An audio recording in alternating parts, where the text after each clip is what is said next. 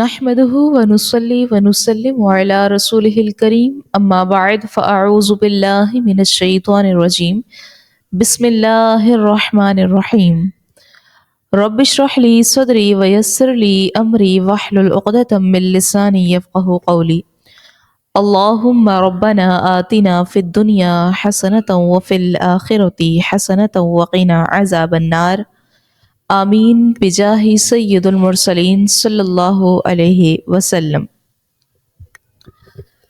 سورہ توبہ کی تفسیر جاری ہے۔ رکوع نمبر 4 کی پہلی آیت مبارکہ آیت نمبر 25 میں اللہ رب العزت ارشاد فرماتا ہے، بے شک اللہ نے بہت موقعوں پر تمہاری مدد کی اور حنین کے دن جب تم اپنی کثرت پر اترا گئے تھے وہ کثرت تمہارے کچھ کام نہ آئی اور زمین وسیع ہونے کے باوجود تم پر تنگ ہو گئی، پھر تم پیٹھ پھیرتے ہوئے لوٹ گئے۔ اس سے پچھلے رکوع میں اللہ تبارک و تعالی اور اس کے رسول صلی اللہ علیہ وسلم سے پیار اور محبت کا ارشاد تھا۔ مال و دولت، اولاد، احباب، یہ سب کچھ پیچھے ہے۔ اللہ اور اس کے رسول سے پیار محبت کو اول درجہ حاصل ہے۔ اور اس آیت پاک میں ایمانداروں کو غزوہ حنین کا واقعہ یاد دلایا جا رہا ہے کہ وہاں پر تم نے اپنی کثرت، شان و شوکت پر ناز کیا، نتیجہ یہ ہوا کہ وہ کثرت فخر تمہارے کام نہ آ سکا۔ پہلی آیت مبارکہ کی تائید کی جا رہی ہے کہ دنیا کی تمام چیزیں ان سے محبت میں ہیچ ہیں، اللہ اور اس کے رسول کا پیار سب سے مقدم ہے۔ غزوہ حنین میں جب مسلمانوں نے کثرت پر فخر کیا، شکست ہو گئی، مگر فوراً بعد یہ شکست جو ہے وہ فتح میں بدل گئی۔ یہ بتانا ہی تھا کہ کامیابیوں کا راز اللہ اور اس کے رسول سے محبت اور اللہ پر بھروسہ ہے۔ اس آیت کریمہ کے نازل ہونے کا سبب یہ بنا کہ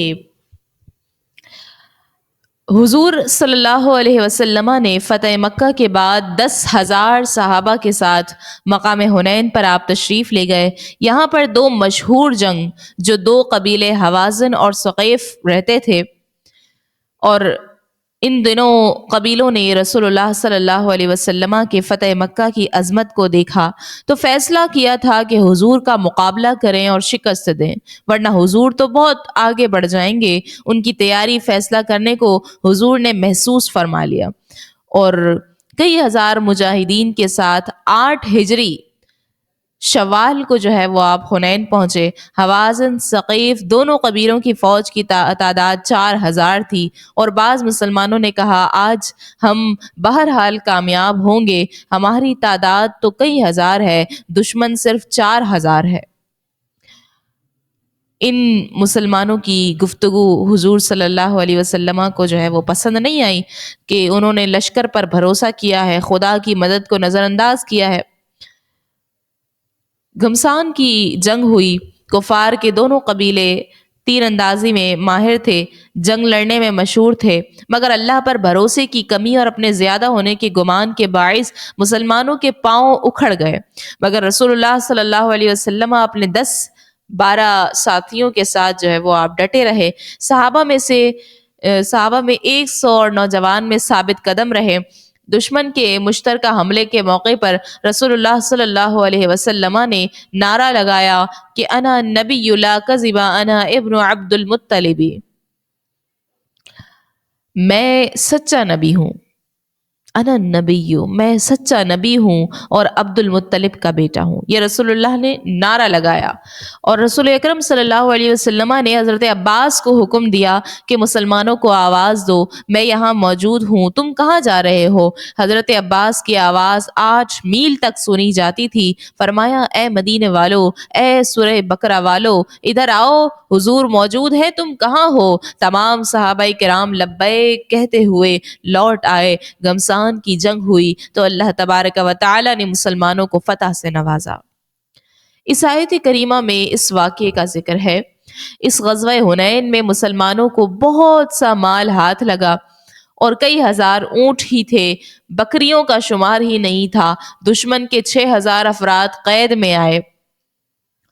اسی طرح ان قیدیوں میں رسول اللہ صلی اللہ علیہ وسلم کی دودھ کی بہن حضرت شیمہ بھی تھیں، ان کی 10-12 اور سہیلیاں بھی تھیں۔ مکہ مکرمہ آئیں تو انہوں نے صحابہ کرام سے کہا، میں رسول اللہ سے ملنا چاہتی ہوں، میں ان کی بہن ہوں۔ صحابہ کرام نے انکار کیا۔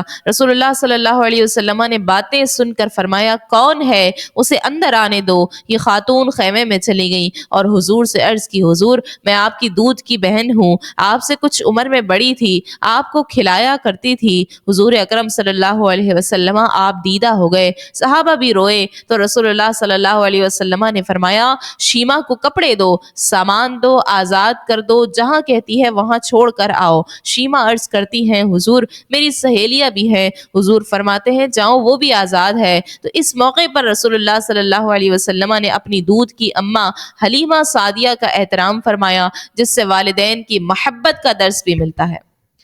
جب یہ اپنی قوم میں پہنچی اور حضور اکرم صلی اللہ علیہ وسلم کے عفو و کرم کا ذکر فرمایا تو وہ سبھی لوگ جو تھے وہ مسلمان ہو گئے۔ سبحان اللہ۔ ایمانداروں کو غزوہ حنین کے واقعے سے اللہ تبارک و تعالی کی خاص مدد یاد دلائی جا رہی ہے کہ تم نے کثرت پر ناز کیا۔ ہمیں کیا معلوم ہو رہا ہے؟ اس چیز پر غور کیجئے۔ تم نے کثرت پر ناز کیا تو شکست ہوئی، پھر اللہ پر بھروسہ کیا تو فتح سے نوازے گئے۔ مسلمانوں کو فرمایا گیا ہے یہ اللہ کا کرم تھا کہ تم نے جنگ بدر، غزوہ بنو نذیر، بنو قریظہ، حدیبیہ، خیبر، تبوک، فتح مکہ میں تائید خداوندی سے کامیاب ہوتے رہے۔ اگلی آیت مبارکہ آیت نمبر 26 اور 27 کے اندر اللہ رب العزت ارشاد فرماتا ہے، پھر اللہ تعالی نے اپنی تسکین اتاری اپنے رسول پر، اور وہ لشکر اتارے جو تم نے دیکھے نہ تھے، اور کفار کو عذاب دیا، اور کفار کی یہی سزا ہے۔ پھر اس کے بعد اللہ جسے چاہے گا توبہ دے گا، اور اللہ بخشنے والا مہربان ہے۔ اس سے پہلی آیت مبارکہ میں غزوہ حنین میں مسلمانوں کے قدم اکھڑنے کا ذکر تھا، اور اس آیت کریمہ میں ان کی ثابت قدمی اور ڈٹ کر مقابلہ کرتے، خدا کی مدد آنے، دشمن کو عذاب دینے کا ذکر ہے۔ پچھلی آیت کریمہ میں بھی مدد کا ذکر تھا، مگر وہ انداز مختصر تھا۔ اس میں اسی کی امداد کا تفصیلی ذکر فرما دیا گیا ہے۔ ایمانداروں سے غزوہ حنین کی فتح کا ذکر بھی پھر واضح طور پر فرمایا جا رہا ہے کہ دیکھو تمہارے قدم اکھڑنے کے بعد اللہ تعالی نے اپنے محبوب پر تسلی کیسے اتاری، اور پھر محبوب کے ذریعے سے تمہیں کیسا سکون ملا۔ حضرت عباس رضی اللہ عنہ کی آواز نے سور اسرافیلی کا کام دیا کہ سب کے سب جو ہے وہ اکٹھے ہو گئے۔ سور اسرافیلی اس کا کام دیا حضرت عباس کی آواز نے، سب وہاں پر اکٹھے ہو گئے، اور پھر قدرت نے کرم اس طرح فرمایا کہ 16,000 فرشتے جو تھے وہ نازل فرمائے۔ کفار کو ہلاک کرنے کے لیے تو ایک فرشتہ ہی کافی تھا، مگر ان فرشتوں کو محبوب کی قیادت میں جنگ لڑنے کا شرف بخشا تھا، جنہیں مسلمانوں نے نہ دیکھا مگر کفار نے ان کا مشاہدہ کیا، جس سے ان کے دل ڈر گئے، ہمتیں جواب دی گئیں، ایمانداروں میں جرت پیدا ہو گئی۔ نتیجہ یہ ہوا کہ کفار کو شکست کے عذاب نے گھیر لیا۔ پھر کفار جو 3 مقامات حنین، اوتاس اور طائف میں لڑے، بری طرح وہ مار کھا گئے۔ پھر انہیں کفار کو جو ہے وہ توبہ کی توفیق بھی نصیب ہوئی، مدینہ منورہ حاضر ہو کر یہ لوگ مسلمان بھی ہوئے۔ اور آیت کریمہ کے آخر میں فرمایا اللہ بخشنے والا ہے، وہ مہربان ہے، اور آیت کریمہ میں مسلمانوں پر سکون اترنے کا ذکر فرمایا گیا ہے، اور سکون یاد الہی سے ہوتا ہے، وہ اطمینان قلب ہے۔ واضح ہو رہا ہے صحابہ کی جنگیں، جہاد، غزوے سبھی یاد الہی کے لیے تھے۔ قرآن مقدس نے فرمایا الا بذکر اللہ تطمئن القلوب، آگاہ ہو جاؤ، اطمینان قلب یاد الہی سے ہی ملتا ہے۔ صحابہ کی تمام زندگیاں جیسے گزری، جس حالت میں گزری، وہ ساری کی ساری یاد الہی میں ہی تھی۔ اس غزوہ حنین میں کئی اہم اور عجیب واقعات بھی ہوئے جنہیں مفسرین نے نقل بھی کیا ہے، اور شیبہ بن عثمان ایک شخص تھا، اس کا باپ غزوہ بدر میں حضرت حمزہ کے ہاتھوں جو ہے وہ مارا گیا تھا۔ یہ چاہتا تھا کہ کبھی موقع ملے تو میں حضور کو شہید کر کے باپ کا بدلہ لوں معاذ اللہ۔ تو غزوہ حنین میں جب مسلمانوں کے قدم اکھڑے تو اس نے حضور کو شہید کرنے کا منصوبہ بنایا۔ جب قریب پہنچا تو رسول اللہ کی نظر جو ہے وہ اس پر پڑی، فرمایا شیبہ ادھر آؤ۔ بس یہی انداز تھا کہ میری دنیا بدل گئی، اب حضور مجھے اپنی جان سے بھی زیادہ پیارے لگنے لگے، سبحان اللہ۔ اور اسی سفر کا ایک اور عظیم واقعہ رسول اللہ صلی اللہ علیہ وسلم نے خود بیان فرمایا کہ میں ایک درخت کے نیچے سو گیا، ایک شخص آیا اور اس نے میری تلوار لی اور کہا محمد صلی اللہ علیہ وسلم بتاؤ اب تمہیں کون بچائے گا؟ تو رسول اللہ صلی اللہ علیہ وسلم نے فرمایا میرا اللہ۔ یہ کہنا ہی تھا تلوار اس کے ہاتھ سے گر گئی، اور اس موقع پر ابو بردہ بن دینار رضی اللہ عنہ حاضر تھے۔ عرض کی حضور اجازت فرمائے میں اسے قتل کر دوں؟ تو رسول اللہ صلی اللہ علیہ وسلم نے فرمایا ابو بردہ خاموش رہو، میرا رب میری حفاظت فرما رہا ہے۔ آپ نے اس شخص کو کچھ بھی نہ کہا۔ اس جنگ میں دشمن کے 70 آدمی قتل ہوئے، ہزاروں کی تعداد میں قید ہوئے۔ حنین کی جنگ کے بعد رسول اللہ صلی اللہ علیہ وسلم طائف کا محاصرہ آپ نے فرمایا جو 18 دن تک جاری رہا۔ پھر آپ مقام جعرانہ پر تشریف لائے، سارا مال واپس تقسیم فرمایا۔ پھر اوازن کا ایک وفد حاضر ہوا، رحمت و شفقت کی درخواست کی اور اپنے اہل و عیال کی واپسی کا مطالبہ کیا۔ حضور اکرم صلی اللہ علیہ وسلم نے فرمایا یہ لوگ مسلمان ہو گئے ہیں، ہم ان کے اہل و عیال کو ان کے سپرد کرتے ہیں۔ اس حسن سلوک کا نتیجہ یہ نکلا کہ اسلام کا بول بالا ہوا، لوگ جوگ در جوگ اسلام میں داخل ہوئے، سبحان اللہ۔ آیت نمبر 28 میں اللہ رب العزت ارشاد فرماتا ہے اے ایمان والو، مشرک بڑے ناپاک ہیں تو اس سال کے بعد وہ مسجد حرام کے پاس نہ آئیں، اور اگر تمہیں محتاجی کا ڈر ہے تو ان قریب اللہ تمہیں اپنی مہربانی سے غنی کر دے گا اگر چاہے گا، بے شک اللہ علم والا ہے، وہ حکمت والا ہے۔ پچھلی آیت مبارکہ میں ایمانداروں پر، غازیوں پر سکینہ کے اترنے کا ذکر تھا، اور اس آیت کریمہ میں ارشاد ہے اگر تم کفار اور مشرکین کو حج کرنے سے روک دو گے تو تم پر غیبی اطمینان نازل ہوگا۔ یہ ذہن سے نکال دو اگر مشرک حج کے لیے نہ آتے تو تمہاری مالی حالت کمزور ہو جاتی، تم بھوکے رہو گے۔ ایسا ہرگز نہ سوچنا، اللہ تمہیں غنی کر دے گا، وہ علم والا ہے، وہ حکمت والا ہے۔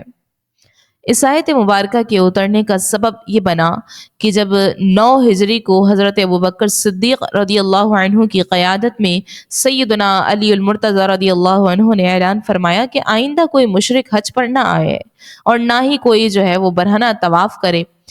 اس زبردست انقلابی اعلان کے بعد مشرکین عرب نے مسلمانوں سے کہا کہ تم نے ہمیں روک تو دیا ہے، اس اعلان کا برا انجام تم ابھی عنقریب دیکھ لو گے۔ سامان تجارت ہم لاتے ہیں، کاروباری سطح پر مکی کی رونق آبادی ہم سے ہی تعلق رکھتی ہے، اگر ہم نے آنا چھوڑ دیا تو تم بھوکے مرو گے، کاروبار تو ٹھپ ہو جائے گا، تجارت مٹ جائے گی۔ مسلمانوں تمہارا ذریعہ معاش تو ہم سے ہی تعلق رکھتا ہے۔ کفار اور مشرکین کے اس اعلان پر کچھ ایماندار پریشان ہوئے تو ان کی تسلی کے لیے یہ ارشاد نازل ہوا کہ پریشان نہ ہو، اللہ تمہیں غنی کر دے گا، فضل سے نوازے گا، وہ علیم ہے، وہ حکمت والا ہے۔ جہان والو تم یہ خطرہ ذہن سے نکال دو، مشرکین حج پر نہ آئیں گے تو مالی طور پر تمہارا دیوالیہ ہو جائے گا، یہ خیال تم اپنے ذہن سے نکال دو، ایسا ہرگز نہیں ہوگا، رزق دینے والے ہم، تمام حکمتیں ہم جانتے ہیں کہ کس کو کس طرح پالنا ہے، اسے پروان چڑھانا ہے۔ اور اس آیت کریمہ سے یہ واضح ہو رہا ہے کہ کفار اور مشرکین عقائد کے لحاظ سے گندے ہیں، مساجد میں نہ آئیں، جسمانی طور پر نہیں کہ ایک موقع پر حضور اکرم صلی اللہ علیہ وسلم نے عیسائیوں کو مسجد میں آنے کی اجازت دی تھی۔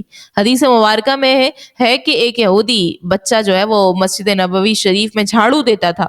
اگر کفار اور مشرکین خنزیر کی طرح نجس العین ہو تو مسلمانوں کے لیے لین دین تجارت کے معاملات میں دشواری پیدا ہو جائے گی، یورپ کے ملکوں سے تجارت کا منقطع ہو جائے گا، کاروبار میں وقت ہوگی، دقت ہوگی، اور اس کے پیش نظر جو ہے وہ اسلام نے کفار اور مشرکین سے کاروبار کو جائز قرار دیا ہے۔ یہ لوگ عقائد کے طور پر نجس ہیں، اس لیے مساجد میں نہ آئیں۔ یہاں پر ظاہری نجاست جو ہے وہ مراد نہ لی جائے، اور اس کے لیے ظاہری نجاست کسی مسلمان سے لگی ہو، وہ جنبی ہو، پلید ہو، تو وہ بھی مسجد میں نہیں آ سکتا۔ اور مسجد حرام کے داخلہ جو ہے وہ منع ہونے کا معنی یہ ہے کہ پورے حرم محترم میں کافر مشرک داخل ہو، جیسے آج حد بندی کی ہوئی ہے۔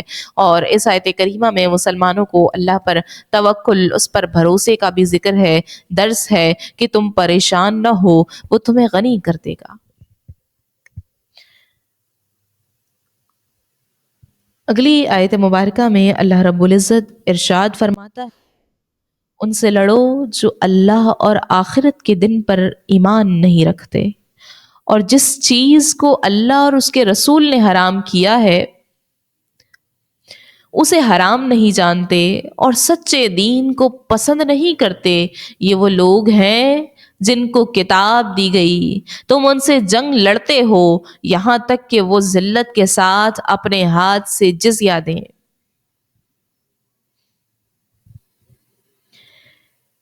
پہلی آیت مبارکہ میں ایمانداروں کو ارشاد تھا کہ مشرکین کے حج پر نہ آنے سے پریشان نہ ہو جاؤ کہ وہ تو تجارت کا سامان لاتے تھے، کاروبار میں مدد تھی، وہ نہ آئیں گے تو تم غریب ہو جاؤ گے، اللہ تمہیں غنی کر دے گا۔